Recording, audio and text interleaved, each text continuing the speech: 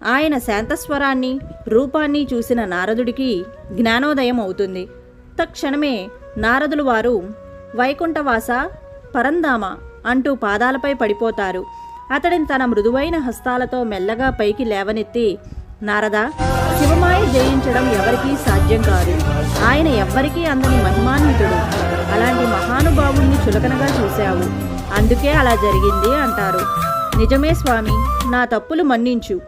ఎప్పుడూ కూడా పావనమౌ నీ పదముల నే వేళను గొలుచు భాగ్యం ఇప్పించు ప్రభు. జీవన చదరంగంలో పావును కానీకు నన్ను పావన చరిత అంటూ దీనంగా ప్రార్థిస్తాడని శివమాయ యొక్క గొప్పతనాన్ని నందీశ్వరుడు మార్కండేయునికి వివరించగా, ఈ విషయాన్ని సౌనకాది మహర్షులకు సూత పౌరాణికుడు తెలియజేస్తున్నారు. తదుపరి వీడియోలో మనం మహాశివుని ఆవిర్భావం గురించి తెలుసుకుందాము. అరుణాచల శివ, అరుణాచల శివ, అరుణాచల శివ.